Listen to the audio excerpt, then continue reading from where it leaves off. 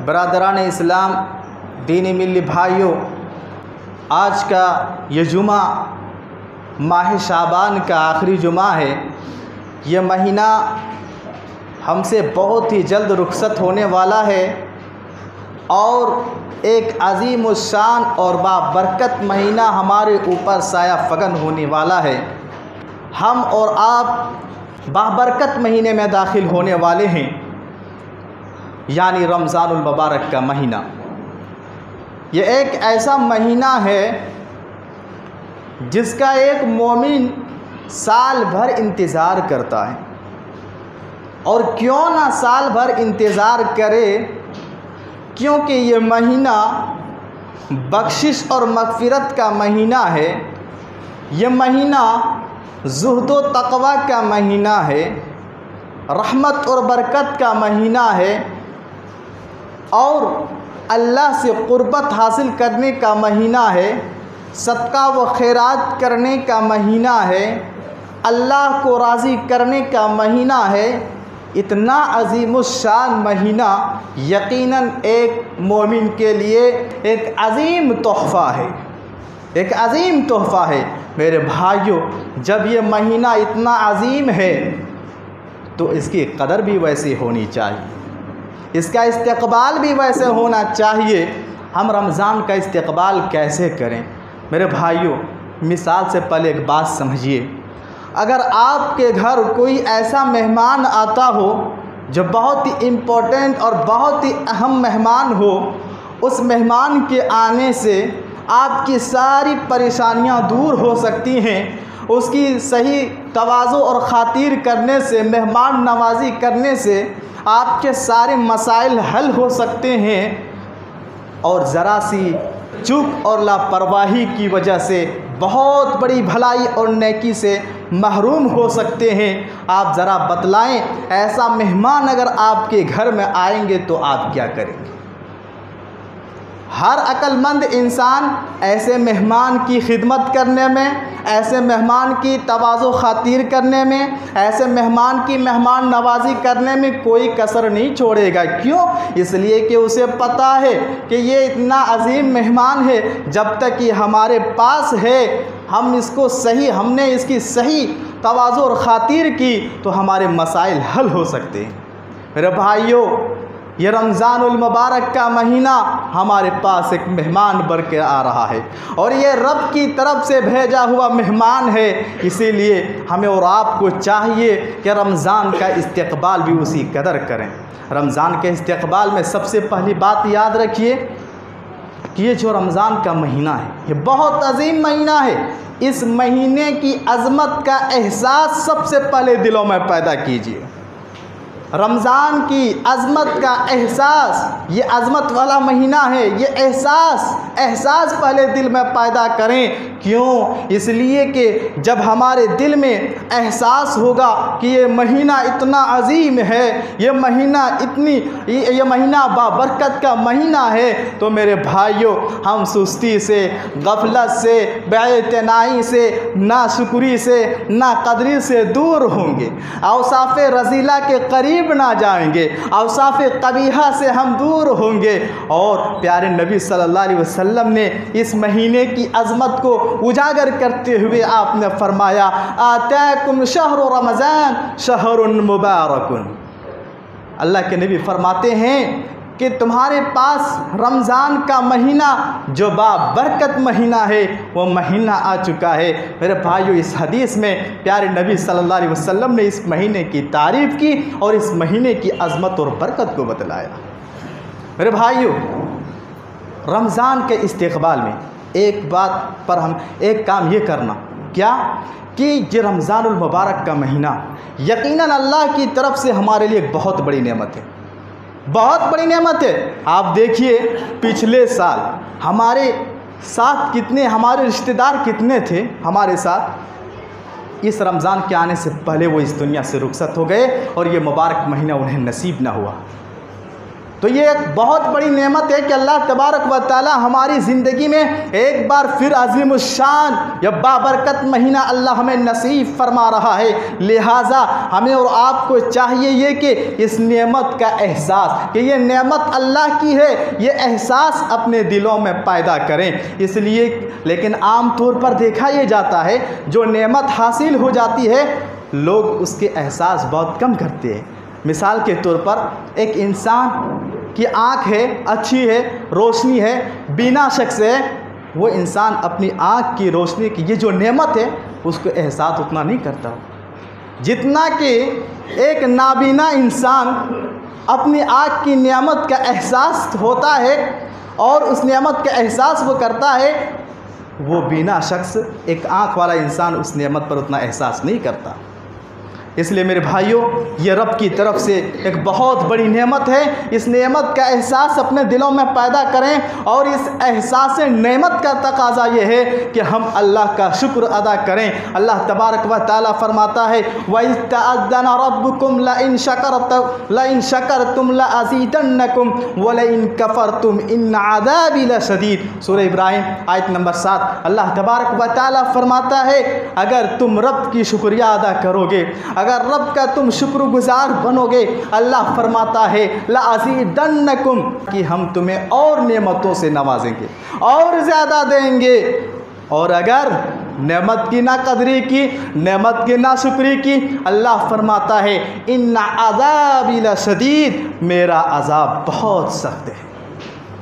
इसलिए मेरे भाइयों, इस नेमत की कदर करें और पहले एहसास पैदा करें कि यकीनन ये अल्लाह की नेमत है, तब हमें इसकी कदर करने में आसानी होगी। पहले एहसास पैदा करें। इसी तरीके से इस्तक़बाल रमज़ान में जो एक अहम काम करना है वो ये कि सबसे पहले अपने दिलों को पाक व साफ़ करें। अपने दिल को हर तरह की गंदगी से, हर तरह की गलाजत से, हर तरह की बुराई से, हसद से, बुग़्ज़ से, कीना कपट से, नफ़रत अदावत से, दुश्मनी से, हर तरह की बुराई से अपने दिलों को पाक व साफ़ करें। दिलों में जो गंदगी है, दिलों में जो गलाजत है, दिलों में जो नफ़रत है, इन सारी बुराइयों को सबसे पहली फुर्सत में पाक व साफ़ कीजिए और उस दिल में इखलास पैदा कीजिए। उस दिल में इखलास पैदा कीजिए। क्यों? इसलिए कि इखलास एक ऐसी चीज़ है, अगर हमारे अमल में इखलास ना आया, हमारे दिल में इखलास ना आया, हमारी नीयतों में खुलूस ना आया, मेरे भाइयों, वो अमल दुनिया के नज़रों में चाहे कितनी खूबसूरत हो, दुनिया की निगाहों में चाहे कितना अजीम अमल हो, दुनिया की नज़रों में चाहे वो अमल कितना अच्छा हो, हमारे नीयतों में अगर इखलास नहीं, हमारे दिलों में अगर खुलूस नहीं, तो वह अमल अल्लाह के यहाँ कोई हैसियत और कोई कीमत नहीं रह जाता। यही वजह है प्यारे नबी सल्लल्लाहु अलैहि वसल्लम ने फरमाया इन्नमल आमालु बिन्नियात, आमाल का दारोमदार नीयतों पर है। हमारी नीयत जैसे होंगे, हमारी नीयत जैसी होगी, अल्लाह हमारे अमल को उसी तरह बदला देगा नीयतों के हिसाब से। अगर हम महीने भर रोज़ा रखेंगे और खुलूस के साथ ना रखेंगे तो क्या फ़ायदा। इसलिए सबसे पहले मेरे भाइयों, अपने नीयतों में खुलूस और इखलास पैदा करें। यही वजह है एक सहाबी रसूल अल्लाह के रसूल की खिदमत में हाज़िर होते हैं और पूछते हैं। सुनन नसाई की रिवायत है, अल्लामा अलबानी रहमतुल्लाह इस हदीस को सही करार देते हैं। रावी हदीस हज़रत उमामा रज़ी अल्लाह ताला अन्हु हैं, कहते हैं एक आदमी प्यारे नबी सल्लल्लाहु अलैहि वसल्लम की खिदमत में हाज़िर हुआ और प्यारे नबी सल्लल्लाहु अलैहि वसल्लम से पूछा, ए अल्लाह के रसूल, उस इंसान के बारे में आपका क्या ख्याल है, उस इंसान के बारे में आप क्या कहते हैं जो जंग में शरीक होते हैं और अज्र की उम्मीद भी रखते हैं और शोहरत की उम्मीद भी रखते हैं। यानी वो इंसान ये चाहता है हमें अज्र भी मिले, हमें शोहरत भी मिले। अल्लाह के रसूल आप ज़रा बतलाइए ऐसे इंसान को क्या मिलेगा। आप सल्लल्लाहु अलैहि वसल्लम ने कहा ला शैआ, उसे कुछ भी ना मिलेगा। उसे कुछ भी ना मिलेगा। उस आदमी ने 3 मरतबा इस सवाल को प्यारे नबी के सामने दोहराया। आप सल्लल्लाहु अलैहि वसल्लम तीनों मरतबा यही जवाब दिया, ला शैआ, उस इंसान को कुछ भी ना मिलेगा, उस इंसान को कोई चीज़ ना मिलेगी। उसके बाद अल्लाह के रसूल सल्लल्लाहु अलैहि वसल्लम ने एक उसूली बात बताई। आप सल्लल्लाहु अलैहि वसल्लम ने कहा, इन्नल्लाह ला यक़बलु, आपने फरमाया वो अमल जिस अमल में इखलास ना हो, वो अमल जिस अमल में खुलूस ना हो, आप सल्लल्लाहु अलैहि वसल्लम फरमाते हैं ला यक़बलु, अल्लाह ऐसे अमल को कबूल नहीं करता, अल्लाह ऐसे अमल को कबूल नहीं करता। इसलिए मेरे भाइयों ज़रा तसव्वुर करो, ज़रा सोचो, ये अज़ीम महीना, बाबरकत महीना हमारे पास आ रहा है। अनक़रीब हम उस महीने में दाखिल होने वाले हैं। इस महीने की जो इबादत हैं, इस महीने की जो आमाल हैं, जो नेकियां हैं, हम नेकी तो करेंगे, हम सुबह से शाम तक भूखो प्यासो बर्दाश्त करेंगे और हम अल्लाह ताला के हराम करदा चीज़ों से ख़ुद को कंट्रोल रखेंगे। लेकिन अगर अमल में इखलास ना आया, दिल में खुलूस ना हुआ, अगर हम ये रोज़े अल्लाह के लिए ना रखेंगे, नेकियां अल्लाह के लिए ना करेंगे, मेरे भाइयों ज़रा तसव्वुर करो, 1 महीने की मेहनत, 1 महीने की मुशक्क़त, 1 महीने की इबादत, वो सारे के सारे बेकार हो जाएंगे। इसीलिए सबसे पहले अपने दिल की गंदगी को पाक और साफ़ करें और दिल में इखलास और खुलूस पैदा करें। और अल्लाह तबारक व तआला भी इसी बात का हुक्म देता है। अल्लाह तबारक व तआला कहता है, वमा उमिरू इल्ला लियअबुदुल्लाह मुखलिसीन लहुद्दीन, कि इबादतों को अल्लाह ही के लिए अंजाम दो, यानी अपने दिलों में खुलूस पैदा करो, इसलिए इखलास पैदा करें। अल्लाह ताला हमें और आपको तौफीक दे। इसी तरीके से मेरे भाइयों, रमज़ान का इस्तिक़बाल करने में एक काम ये करें, तौबा व इस्तिग़फ़ार, यानी रमज़ान का इस्तिक़बाल तौबा व इस्तिग़फ़ार से करें। क्यों? इसलिए कि रमज़ान का महीना यह मग़फ़िरत का महीना है, रमज़ान का महीना यह बख्शिश का महीना है, रमज़ान का महीना गुनाहों से पाक और साफ़ अल्लाह से तौबा करने का महीना है। इसलिए इस महीने का इस्तिक़बाल तौबा और इस्तिग़फ़ार से करें। लेकिन बहुत अफसोस के साथ कहना पड़ता है, आज हमारी हालत देखिए, आज हमें इस बात का एहसास ही नहीं कि हमसे गुनाह हो रहे हैं, हमसे बुराई हो रही है, एहसास ही नहीं। और यही वजह है कि हमें अपने गुनाहों की मग़फ़िरत का एहसास नहीं, हमें कोई फ़िक्र नहीं, हमारे गुनाह माफ़ हो, हमारी बुराई माफ़ हो या ना हो, हमें इस बात की कोई चिंता और कोई फ़िक्र नहीं। अल्लाह अकबर। सहाबाए कराम को देखिए, सहाबाए कराम को इस बात की किस कदर फ़िक्र लगी रहती थी, हमारे गुनाह कैसे माफ़ हो जाए, हमारे गुनाह कैसे मिट जाएं, अल्लाह हमारे गुनाहों को कैसे माफ़ कर दे, इस बात की फ़िक्र सहाबाए कराम के अंदर किस कदर रहती थी। आप इस हदीस पाक से अंदाज़ा कीजिए। सही मुस्लिम की हदीस है, रावी हदीस हज़रत अबू क़तादा रज़ियल्लाहु ताला अन्हु हैं। वह कहते हैं, प्यारे नबी जनाब मोहम्मद रसूलुल्लाह सल्लल्लाहु अलैहि वसल्लम एक मरतबा सहाबाए कराम के दरमियान जिहाद की फ़जीलत बतला रहे थे। वही एक सहाबी रसूल उठ खड़े होते हैं और प्यारे नबी सल्लल्लाहु अलैहि वसल्लम से कहते हैं, ए अल्लाह के रसूल, मैं आपसे एक सवाल पूछना चाहता हूँ, अल्लाह के रसूल मैं आपसे एक बात पूछना चाहता हूँ। उस सहाबी रसूल ने कहा, या रसूल अल्लाह, अरैत इन कुतिलतु फी सबीलिल्लाह अतुकफ्फरु अन्नी खतायाया। साहबी रसूल अल्लाह के रसूल से पूछ रहे हैं, अल्लाह के रसूल, अगर अल्लाह की राह में लड़ते लड़ते मेरी जान चली जाए, अल्लाह की राह में लड़ते लड़ते मैं शहीद हो जाऊं, मुझे कत्ल कर दिया जाए, अल्लाह के रसूल अतुकफ्फरु अन्नी खताया, क्या हमारे गुनाह माफ़ हो जाएंगे? अल्लाह अकबर। साहबी रसूल के सवाल पर गौर कीजिए। सवाल क्या कर रहे हैं? क्या अल्लाह की राह में मैं शहीद हो जाऊं तो मेरे गुनाह माफ़ हो जाएंगे?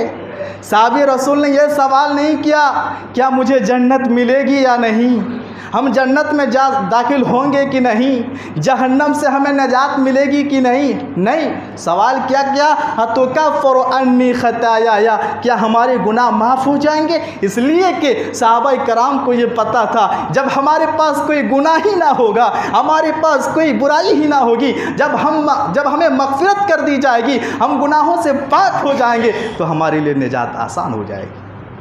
इसीलिए साहबी रसूल पूछते हैं, अल्लाह के रसूल क्या हमारे गुनाह माफ़ हो जाएंगे। अल्लाह के रसूल सल्लल्लाहु अलैहि वसल्लम ने कहा, हाँ तुम्हारे गुनाह माफ़ हो जाएंगे। वो साहबी रसूल जाने लगे।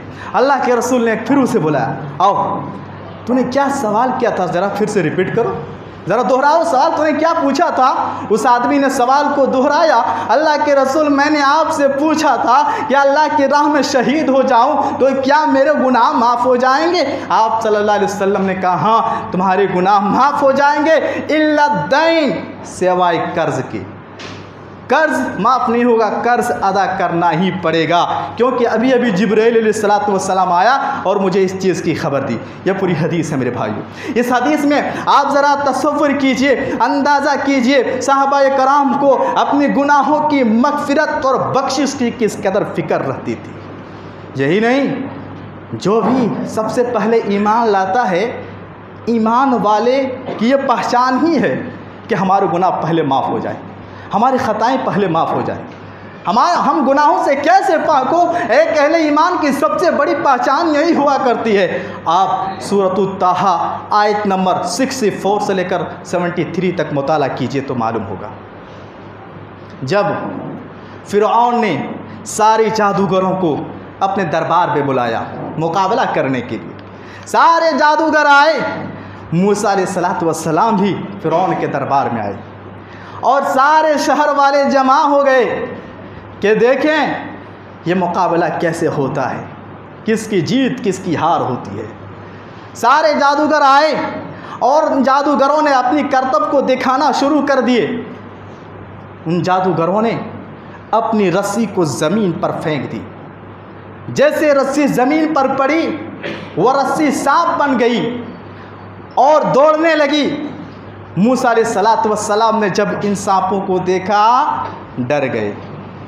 इंसान थे, डर गए। अल्लाह ताला ने मूसा अलैहिस्सलातु वस्सलाम से कहा, डरो मत, तुम भी अपनी असा को, अपनी लाठी को ज़मीन पर फेंक दो। मूसा अलैहिस्सलातु वस्सलाम भी अपनी लाठी को अपने ज़मीन पर फेंक देते हैं, असा को ज़मीन पर रख देते हैं। और जैसे ही ये लाठी ज़मीन पर गिरती है, ये लाठी कुरान का अल्फाज है कि एक बहुत बड़ा अजदहा और एक बहुत बड़ी सांप बन जाती है और उन जादूगरों की रस्सी जो सांप की शक्ल इख्तियार कर गई थी, उन सारे सांपों को निकल जाती है, सारे सांपों को निकल जाती है। जब जादूगरों ने इस चीज़ को देखा, उन्हें मालूम हो गया, पता चल गया कि मूसा अलैहिस्सलातु वस्सलाम जादूगर नहीं है। मूसा अलैहिस्सलातु वस्सलाम का यह अमल जादू का अमल नहीं है, यह कोई और चीज़ है। यह मूसा अलैहिस्सलाम जिस बात का दावा कर रहे हैं, यकीनन वो वही बात है, यह अल्लाह की तरफ से एक मौजज़ा है। जब जादूगरों ने इस चीज़ को देखा, उन मजमुए में वो सारे लोग वहाँ जो इकट्ठे थे, उन सारे लोगों की मौजूदगी में ये जादूगर सजदे में गिर जाते हैं और कहते हैं, आमन्ना बिरब्बि हारून व मूसा, हम मूसा के रब पर, हारून के रब पर, अल्लाह के ऊपर ईमान लाते हैं। अल्लाह अकबर, अल्लाह के ऊपर ईमान लाते हैं। सारे मजमुए ने इस चीज़ को देखा। मेरे भाइयों, जब जादूगरों ने ईमान लाया, जादूगरों ने ईमान लाया, फ़िरौन ने जब इस चीज़ को देखा, उससे रहा ना गया। फ़िरौन ने कहा, अच्छा अभी तक तो तू हमारे आदमी थे, हमारे तरफ थे, अब मूसा अलैहिस्सलातु वस्सलाम की तरफ चले गए, मूसा अलैहिस्सलातु वस्सलाम के आदमी हो गए। फ़िरौन ने हमारे गुस्से में क्या कहा, अगर तुम अपने अमल से बाज ना आया, लाउक़त्तिअन्ना, तुम्हारे हाथ को कटवा दूंगा, तुम्हारे पाँव को कटवा दूंगा, तुम्हें सूली में चढ़ा दूंगा। मेरे भाइयों, इन जादूगरों ने अब क्या जवाब दिया देखिए। और यहाँ एक ख़ास बात, नुक्ते की बात याद रखिए, इंसान जब अल्लाह पर सही तौर से ईमान ले आता है, अल्लाह अकबर, बातिल से टकराने की हिम्मत पैदा हो जाती है। बातिल से लड़ने की सलाहियत पैदा हो जाती है। यही जादूगर अभी फ़िरौन के मातहत थे, अब फ़िरौन से डर रहे थे, फ़िरौन से डर रहे थे, आँख से आँख मिलाने की हिम्मत ना होती थी। अभी क्या ईमान लाया, फ़िरौन से आँख लड़ा कर बात कर रहे। अल्लाह अकबर।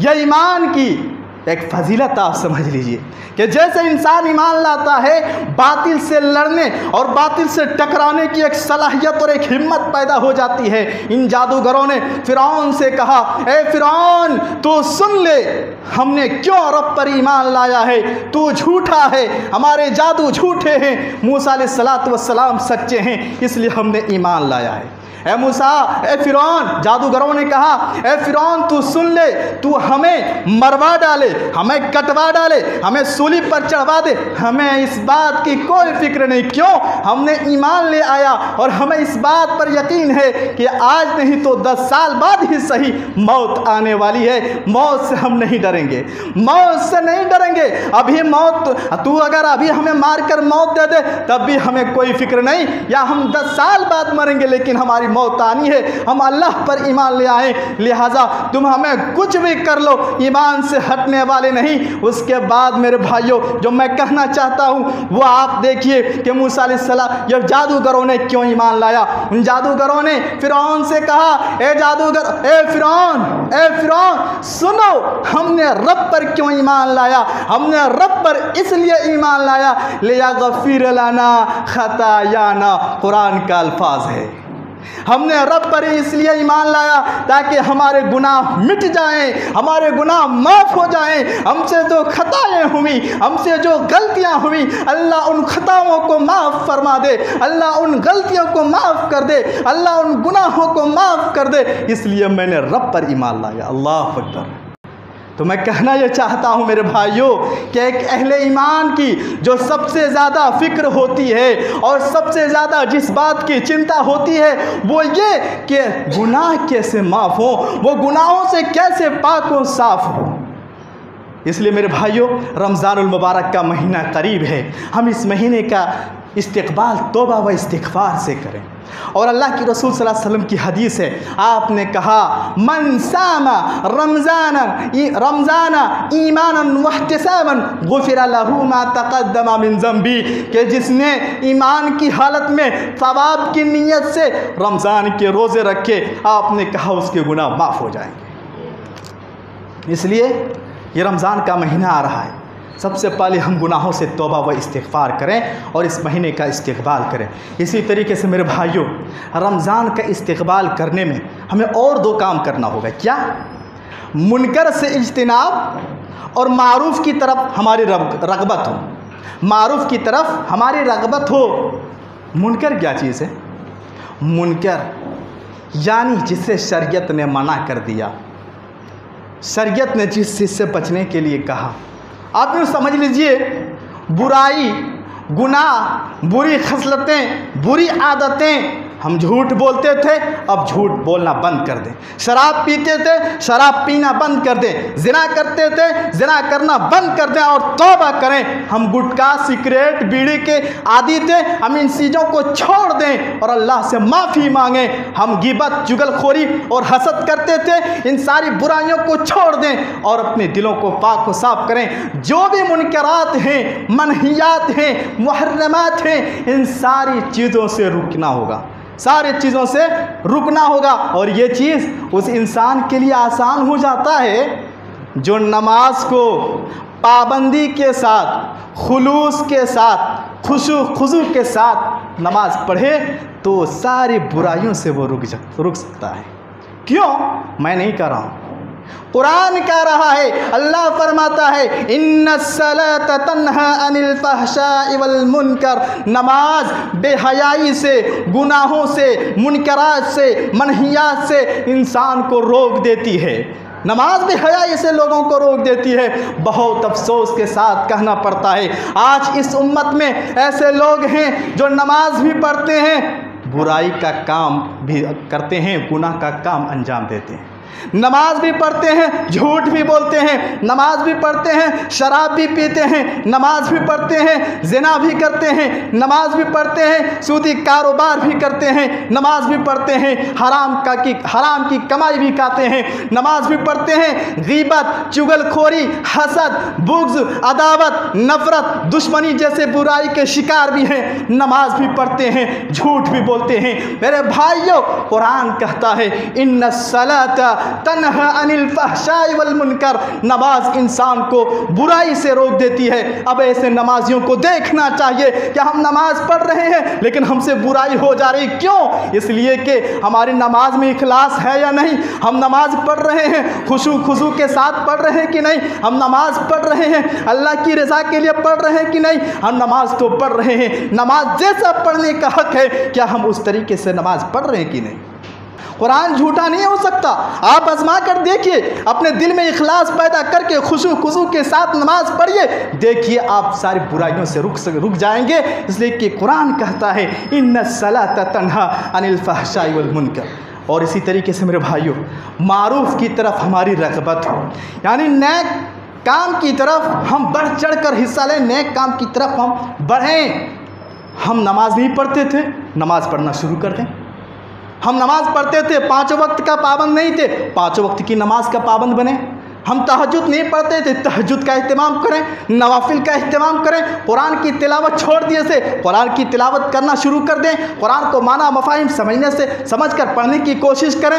रब के ज़िक्र से दूर हो चुके थे, रब का ज़िक्र करें। रब से हम अल्लाह रब्बुल आलमीन की इबादत से दूर हो चुके थे, अल्लाह की इबादत करें, सदका व खैरात करें, और गुरबा व मसाकिन के जो हुकूक हैं उन हुकूक का ख्याल करें। जहाँ हम मुनकरात से बचें वहीं हम मारूफ और नेक कामों की तरफ बढ़ें। ये है रमज़ान इस्तिक़बाल। इस तरह हमें रमज़ान का इस्तिक़बाल करना होगा। और आखिर में मैं यही फिर से कहना चाहूँगा, क्योंकि 1 महीने की इबादत है, ये 1 दिन की इबादत नहीं है, इसलिए मैं फिर आपको दोहराना चाहूँगा, आपको याद दिलाना चाहूँगा। मेरे भाइयों, अल्लाह नीयतों को जानता है, इस बात पर यकीन होना चाहिए। अल्लाह नीयतों को जानता है। हमारी नीयत में अगर इखलास नहीं, हमारी नीयत में अगर खुलूस नहीं, हमारी नीयतों में अगर अल्लाह ताला के लिए वो अमल नहीं, तो याद रखिए 1 महीना तक हम बड़ी मुशक्क़त और मेहनत से इबादत करेंगे, भूख व प्यास से रोज़ा रखेंगे, कुरान की तिलावत करेंगे, सदका व खैरात करेंगे। अगर इखलास ही नहीं हुआ तो ऐसे अमल अल्लाह कैसे कबूल करेगा? इसलिए रमज़ान आ रहा है, उससे पहले अपने दिल की गलासत को साफ़ करें और अपने दिलों में इखलास और खुलूस पैदा करें। अल्लाह तबारक व तआला से दुआ कीजिए, अल्लाह ताला हम तमाम मुसलमानों को ये बाबरकत महीना नसीब फरमाए। या परवरदिगार, इस महीने में हम जो भी आमाल करें अल्लाह तू कबूल करने वाला है, तो कबूल फरमा। या परवरदिगार, हमारे दिलों में खुलूस व लिल्लाहियत अता फरमा। या परवरदिगार, हमारे दिलों में अगर गंदगी, गलाजत, बुराई है, अल्लाह तू हिदायत देने वाला, तू तौफीक देने वाला, तू हमें तौफीक दे कि हम अपने दिलों को पाक व साफ़ करें। अल्लाह ताला हमें रमज़ान के महीने में हर तरह की फितने, फसाद, लड़ाई झगड़े से महफूज रख। या परवरदिगार, हमें कोई ऐसा अमल ना करने की तौफीक दे जो हमारे रोज़े को ख़राब कर दे, हमारे अमल को बर्बाद कर दे, हमारे नेकियों को अल्लाह बर्बाद कर दे। हर ऐसे अमल से तू हमें बचा।